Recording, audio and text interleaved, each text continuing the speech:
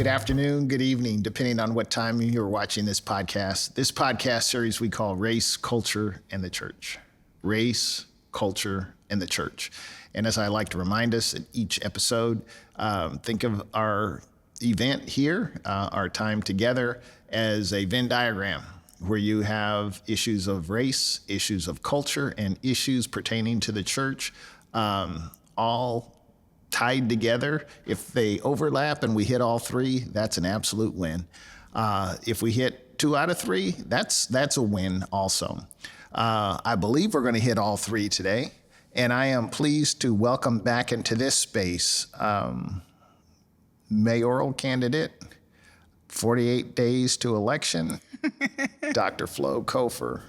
Thank you so much, Pastor Meeks, for welcoming me back. I enjoy this space. The seat is all warmed up and ready for me. It's got the Dr. Flo Cofer vibe right, the outline, going on. Right? I'm ready for it. Everything. Yes, this is my chair now. Well, you're smiling and laughing, and is that indicative of your mood, your attitude right now? We're 48 days to go. It is. I mean, on one hand, there's a lot of work and a lot of high emotion. I had my last day at my job a few weeks ago. So August 30th, I completed almost 8 years with Public Health Advocates. That's the last regular paycheck That's until... the last regular, woo! Talk about jumping without a parachute. Oh, wow. Yeah, so I weave into every conversation. Well, I'm unemployed, so... Temporarily. And I think it's important in general about transitions, right? I wanted to leave the team that I had at Public Health Advocates in a way that felt meaningful, that allowed them to be appropriately set up to be able to carry on the work and have the transition of the work that I had been doing. And I didn't want them to be kind of caught in this purgatory of what's going to happen with the race and then us trying to kind of rush afterwards to be able to figure out. I also figured, in my campaign, we don't use the L word. We talk about, what our hopes and dreams are, which is that we're going to win the election, and that's our plan. And for me personally, if the alternate occurs, I think it was time for me to think about what's next anyway, and to be able to have some space and some time to do that. So either way, it was a good time to leave. But that's, the grief of leaving a place I love and a job that has been really meaningful and that has helped me grow, and where I got to be in executive leadership and I got to set goals for the organization and for my staff and for the staff of the whole, organization together, and work through some of those culture issues and budgeting issues and the things that really develop you as a leader was challenging, because we really worked hard to create a place that we all were proud to work and enjoyed working, and where we were able to have some of those difficult conversations and do some of the work needed to be able to advance, health, public health, health justice, health equity. And that conversation starts internally with your staff. We are an institution, we are an organization. How are we doing these things internally? And then how does that impact our external work? So that's been really meaningful. And it was, difficult, but good to leave. And we just had the going away celebration last Wednesday. And so it was nice to be able to take that moment to pause. And I think sometimes transitions can be hurried or an afterthought. And so it was nice to have told my team in May, hey, here's when I'm leaving. So we had this time to prepare and plan and do it very intentionally. So it sounds like you left your public health advocacy in good hands. Is there something in particular you would say, boy, I'm really proud of this? Yes, and I said it at the going away party that I'm really proud of the organization that we built. An organization where everyone is thinking about equity and is asking difficult questions about why do we do the things the way we do with them? Are they good for our staff? Are they good for our community? And how can we continuously improve upon those so that we are solving new challenges and learning from the things that worked and the things that didn't work in our past work? And that means a lot, because a lot of times we focus on, was our external work successful? But here we're trying to focus on, was our internal work successful as well? Have we created the type of work environment that leads to outcomes that we want to see, and that also reflects our public health values. And that's, I think, a learning that I want to take to the city of Sacramento as your next mayor is how do we create these cultures and communities? And so, being 48 days away, I'm in this interesting place where there's only 35 days between the election and the swearing in on December 10th. And so you have to do a little bit of pre-planning of who's going to join your team and how you're going to structure things in order to be able to really hit the ground running. And so as I've been thinking about my team, I am really excited to have thought about having someone on the team whose sole job is to focus on partnerships, because I think that's a place that we really need to build up as a city. Someone who can focus on data and evaluation for us, so we're really able to make good quality decisions and learn from the policies and the budgets that we're implementing. And also someone who has a background in mental health and organizational culture, so we can really think about how we're working together within the mayor's office, how we're working together as a team in terms of the mayor and the council, and also how we're relating to the 5,000 employees that work for the city of Sacramento. So it's an interesting place to be both in the middle of a campaign and also having to think about what happens when we're successful in the campaign and how we build up an office and a movement in addition to your chief of staff and your deputy director of budget and policy and your community outreach folks. But who are those needed pieces to be able to help us fill in gaps for the city of Sacramento?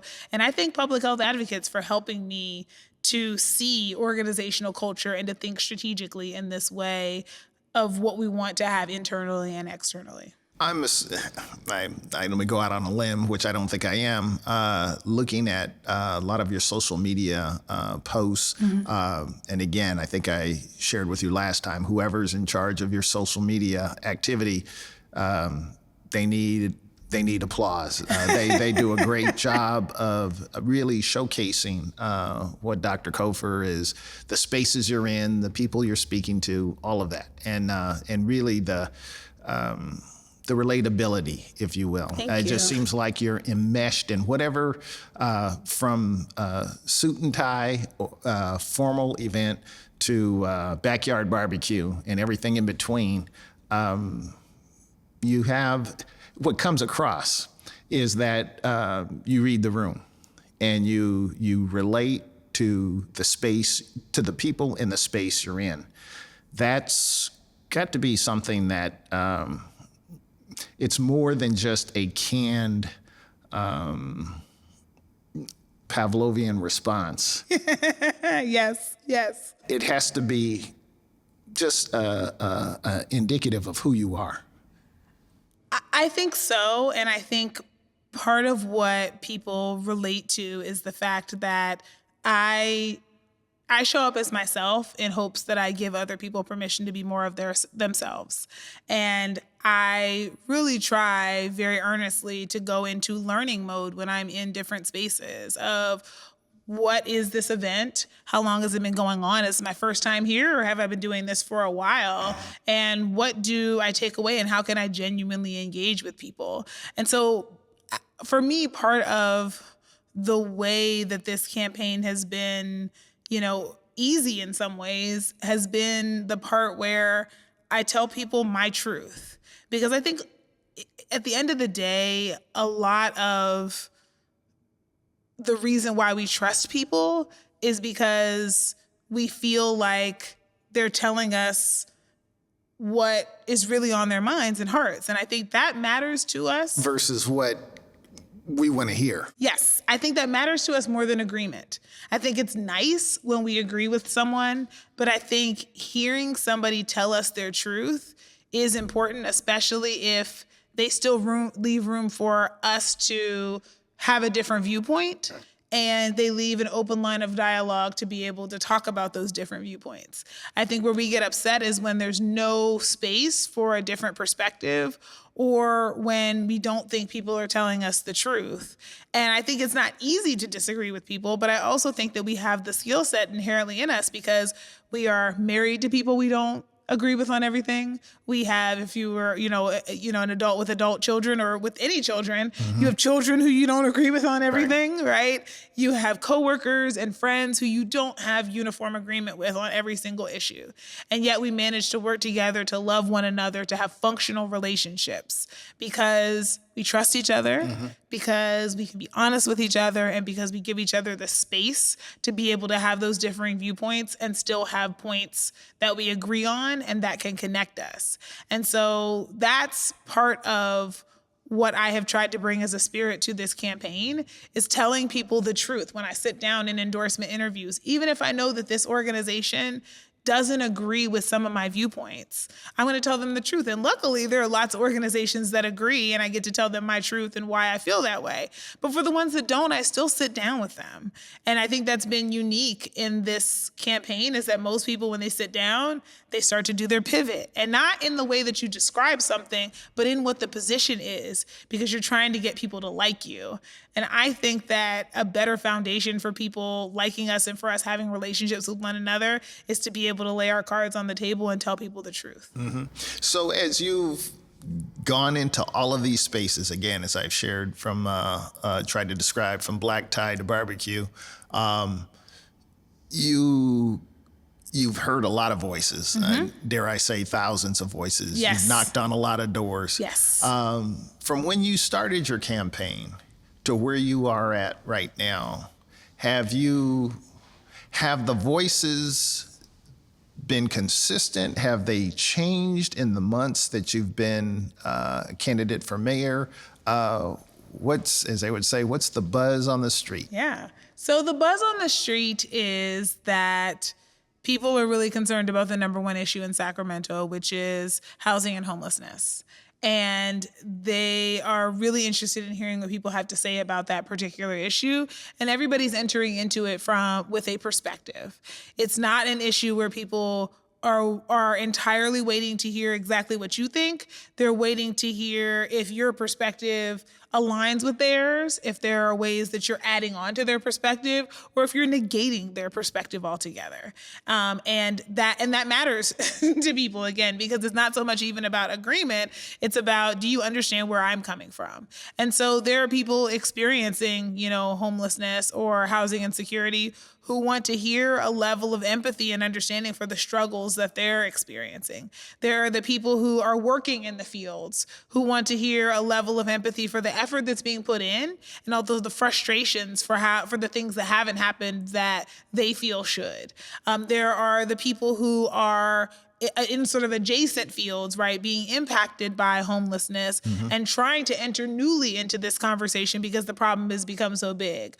I would describe them as the people in the business community, who are running businesses who are now having to confront this reality and in some ways being forced to do, safety assessments and cleanups and other things like that they would normally not do. And so we're entering into the conversation newly, but also sort of in a service capacity and also in the way that they're being directly impacted. And then there are the people who are just witnessing and experiencing it, who may not have a direct connection with someone who is housing insecure or experiencing homelessness, but are understanding the scope of the challenge, are seeing and like I said, witnessing it, and are wanting something to be different, but not necessarily sure what they want to be different, or are absolutely sure what they want to be different because they feel that they have accurately diagnosed the problem in their head and they know what's missing. So in the time that you started to the time now, I think even when Councilmember Jay Chenier was council member, I said, name the top 3 issues confronting the city. He said, homelessness.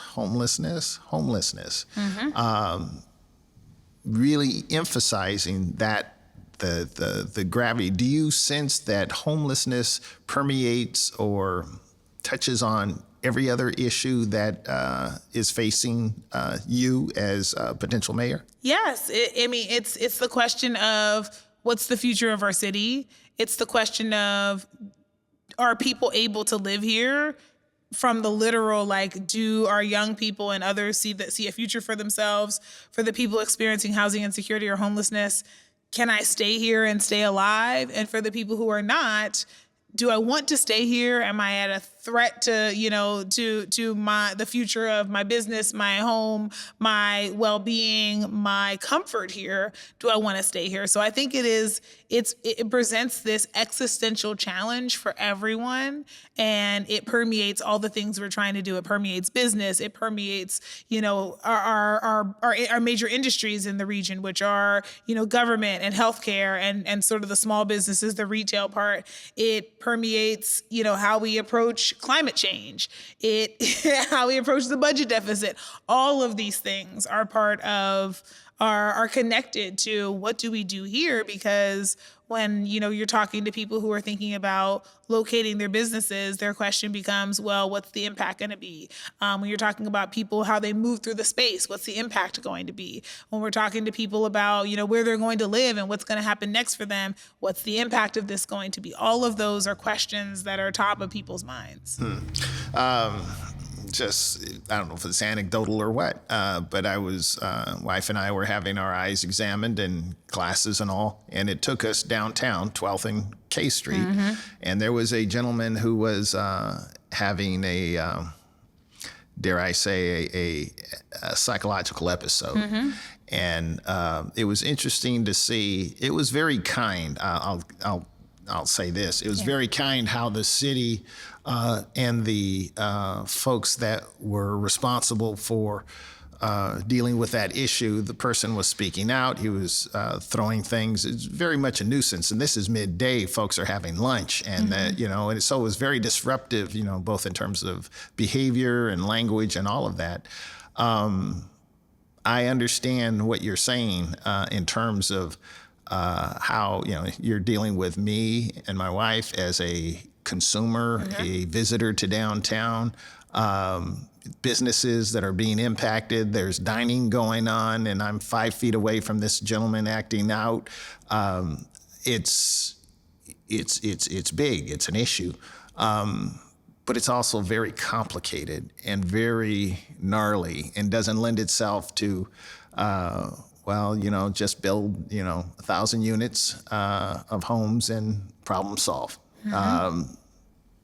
I'm, without you having, not that you would disclose anything, the county is responsible. They are the keepers of the purse for a lot of these issues.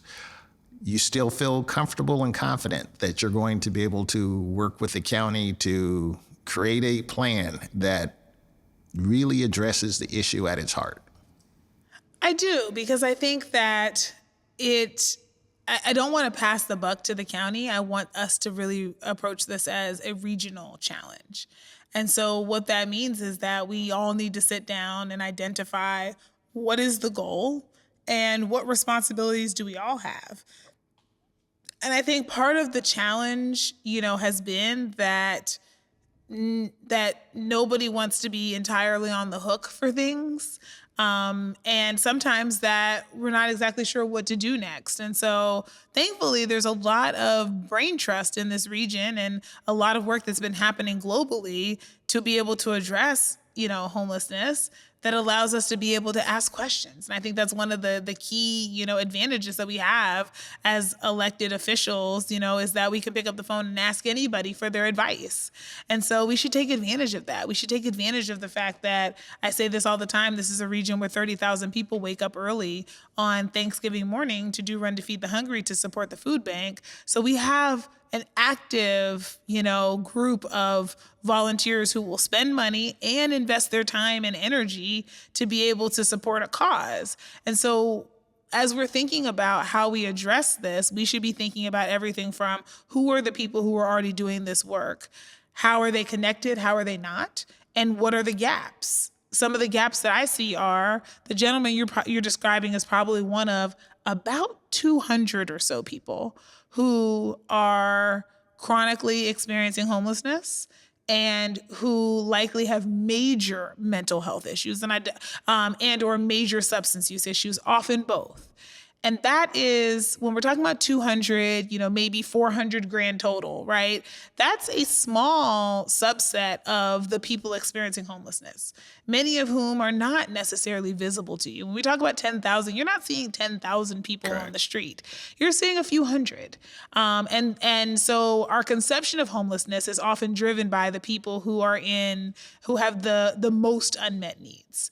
Other folks likely do have some mental health issues. They may have some substance use issues, but they're also more likely to have jobs and cars and some other things that they're kind of moving through the world on. And so when I see the people who are the hardest to reach, I think about my little cousin who has cerebral palsy, and how from the time he was diagnosed as a baby, we have, as a family, had conversations about what his long-term care looks like when his parents and maybe even siblings are no longer around. How do we make sure that he's cared for the rest of his life?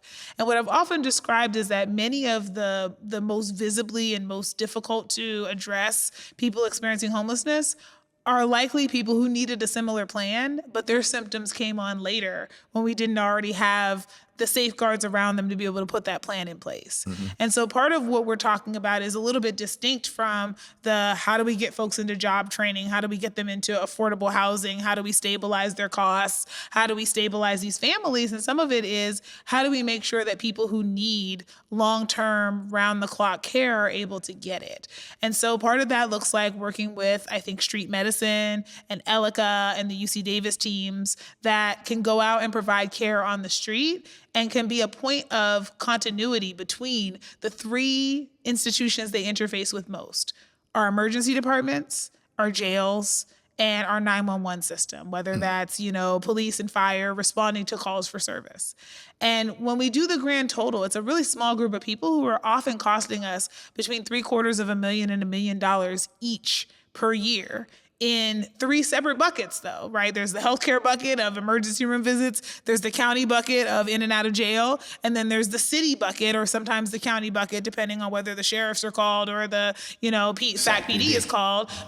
And so it's broken up and it's not all aggregated. But when we look, those are largely public sector dollars that are being spent to care for folks in a way that is the most expensive type of care and the least sustainable type of care, because jail is temporary housing at a very expensive rate, and I'm putting housing in air quotes, right? The emergency department is the most expensive type of care, and it's also the most acute, right? It's not long-term preventive and chronic care. And then 911 calls for service are, again, intended to handle an immediate emergency, but it's not long-term service provision. So what would it look like if, instead of using the most expensive and the least sustainable forms of care, we got people enrolled in long-term physical health care, like their medical care, long-term housing, right? And long-term enhanced care management and wraparound supports of home health care workers and others. That would allow us to be able to take the most expensive and hardest to reach folks and get them into a sustainable, location that is far less expensive on all three of those systems. But in doing that, is that with your vision, is that a volunteer driven or that would be how does that work? Yeah, that would be driven by street medicine and by our social work teams that are working throughout the city and county. Isn't that let me ask, is that happening now? It's happening in that we have touch points, and it's happening that some people are getting into care. But the concerted effort of actually having ongoing continuity, so we are actually targeting and tracking people and saying, how do this person was in the emergency department for substance use, whether it was overdose, whether it was something else, and we are then getting them on-street substance use services and mental health services in the service of getting them into our homelessness management information system and assessed and getting them into long-term housing. It's the continuity of care from one system to the other. Right now, each of the systems comes in with their aim, but there's not necessarily a connection from one system to the other to be able to track and to be able to actually have a long-term care plan for folks that we're working towards. So when police and fire come out, they're coming out to say, hey, you started a fire, or hey, this thing has happened. We have to quell that. But they're not saying, oh, right, this is Clarence, and Clarence is on a care plan, let me call his social worker and get them in, and figure out how we address the current issue, but also how we get Clarence closer to being inside with a home healthcare worker who's going to make sure he's taking his schizophrenia meds. Sounds like you're describing, to me, it sounds like you're describing a case management system of sorts. And one that is focusing all of these different institutions in a way that moves the needle forward for this person. So they're not just having one-time interactions with different systems without a warm handoff to other systems and without a plan for how long it's going to take to build trust and to get this person stable enough that we can get them into care. So I'm gonna posit a question and answer it, because my question would be, well, we can't afford anything like that. Well, my response, if I'm Dr. Cofer, we can't afford not to have a system like that. And all I'm talking about is using the systems more efficiently. So right now we have street medicine, we have emergency departments, we have jails, we have 911, we have SHRA, we have Hope Cooperative, we have Volunteers of America, we have all these different systems. But what we haven't done is found a way to be able to set a goal and say, great, now how can all of us work together? And have VOA say to us, well, we have 100 beds over here that we can dedicate. And having SHRA say, we have 100 beds over here we can dedicate. And then having CADA say, we have and so depending on what people need and how we can set it up, we are trying to walk people from today, which is that we just saw someone in the ED or they just got released from jail, to point B in 18 months, which is they're going to be securely housed with Social Security, disability, coming in to be able to cover some of the costs, and CalAIM, which is part of our Medi-Cal system, handling their housing down payment assistance and some of the enhanced care management so that people are in routine health care. That's a plan that says we're trying to walk Clarence from point A today to point B, and how are we doing that, and who are the points of contact that are going to usher him from point A to point B and make sure that we actually get there, and that can build that long-term trust. So Clarence right now is experiencing psychosis and is also using substances. And what are the things we need to do to get him from here to there, versus Clarence just OD'd, we give him Narcan, we get him stable, and he's back out on the street, and there's nobody who's saying, what's the next plan? We just wait until we see Clarence again in the ED for something else, or in the jail for something else, or Clarence has started a fire for something else, but we're not actually thinking about dedicating those same resources to how do we get Clarence out of this hamster wheel and into a better place. I'm 1,000% with you. But it is, well, let me just ask this, kind of an indirect, hopefully path to the same answer. You would be sworn in on what date? December 10th, 6 December p.m. 10th. So add 100 days to that. No, let's just say December 10th of 2025. Mm-hmm. December 10th of 2025, you will have been mayor for 1 year. Yes. Dr. Cofer, Madam Mayor, what would be a fair way to grade you for your 1 year as mayor? I love this question.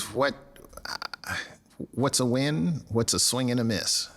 Yeah, so a fair way to grade me would be, did we set up goals and priorities as a mayor and council for the city? And are they in a place that you can access and that you know what the goal is and for the next year or two? I ideally would like to set goals for 2 years, because we have elections every 2 years, and that would allow our city staff, especially the ones under the city manager, to be able to put together 2 years of budgets that can build on each other, that can help us work towards these goals, and having benchmarks for what success looks like over whatever time frame is necessary. So if we say in 18 months, we would like to try to get the 200 hardest to reach folks in the city of Sacramento who are experiencing homelessness into long-term care, then that starts January 2025. And by June 30th of 2026, we should be able to have that goal set up, and we should be able to benchmark over time how many people, where are they along the process, and have they gotten there? there. So that's what I want. I want you to be able to look and know this is what the city of Sacramento is working on. These are the goals. These are the timeframes for the goals. And you're able to look and see where are we in December? How close are we to with the goal, whatever the time frame is. Because some of these goals are 4-year goals. Some of these goals are 2-year goals. Some of these goals are 6-month goals. And so where are we? And also, what did we learn along the way? I want you to be able to be a part of a city where your voice is heard. Mm-hmm. And what that should look like is that our city council meetings are organized by topic. So a few times a year, the mayor and the council and the department chairs have an opportunity to introduce new policy proposals that we want to be heard by the city. And that now our boards, committees, and commissions are advisors on those. So once they get organized by theme and topic, they go to the different committees and commissions for their first review before coming back to the council for final review. And so you're able to look and know, hey, the council is thinking about doing the following things and passing them in whatever time frame this is. I think we probably should do this twice a year, just for the sake of organization, but maybe we do it 3 times a year, just so that we have a little more than what we do at the state level, which is once a year you can introduce bills. Mm-hmm. I think we could possibly do it more at the local level just to be a little more nimble, but that you have that opportunity to know what's coming, to be able to weigh in, to be able to offer amendments, to be able to have your voice heard in terms of how this works and how we should move it forward. And that you feel like you now have a place in your government's decisions that feels meaningful, that is not rushed, and that the process is more transparent. That would be, those 2 would be great successes by the end of the first year. They would be phenomenal successes. And in the 60 seconds or so that I have left, well, you're going to have to come back as Madam Mayor. So of course. You're back here.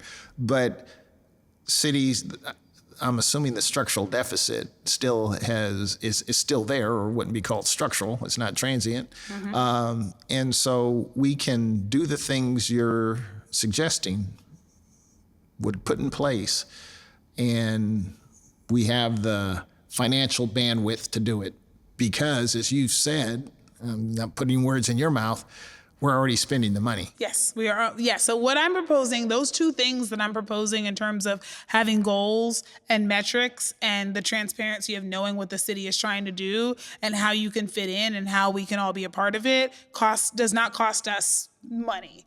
And the other part of it of changing how we make the decisions does not cost us money. In fact, both of those things are structural changes to help us figure out how to better and more efficiently spend our money, figure out what other resources may be available to help us meet our goals, and allow our community members to help plug into some of the decisions we're making so that we can make decisions with them in mind, but also taking advantage of the volunteer or the business community or the professional community that also has some say in this, that may have some resources to contribute as well. I would hope that you, again, so I can, in my Venn diagram, throw in that 3rd circle, business, civic organizations that you throw in. Faith communities of faith.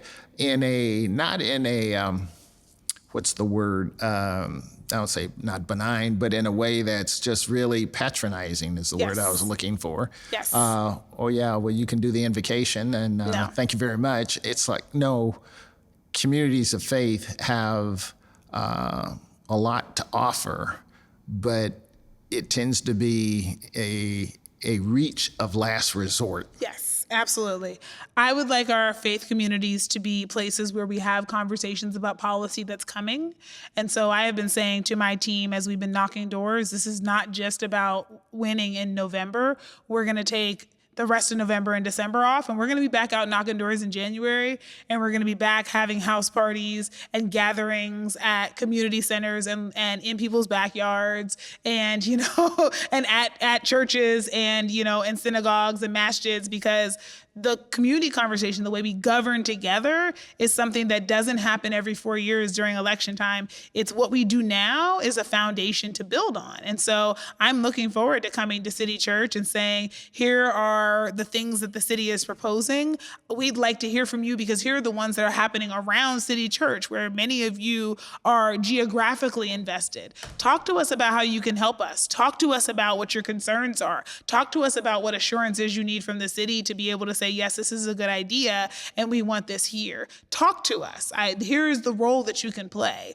I want our faith communities to be a part also within their own organizing spaces. So I know Sacramento Area Congregations Together, SAC-ACT, has several policy proposals before the city, including right now a proposal for a public bank. I supported that at Public Health Advocates. We signed on and said that's a great idea. I supported it as a candidate for mayor, and I'm excited on working on real policy proposals that are coming from our faith community, identifying what's needed here and how we can help. So yes, not just the invocations are nice, don't get me wrong, but there's certainly a much bigger role in terms of outreach, in terms of advocacy, in terms of policy development that our faith communities can play, and I'm excited about being able to do that in partnership with the communities. Dr. Flo Cofer, candidate for mayor, soon to be mayor of the city of Sacramento. I appreciate you. I appreciate your passion, your vision, and look forward to working with you in your position as mayor. Thank you for coming into this space, and you will have to come back in December. Absolutely. I would love to. I would absolutely love to. Thank you.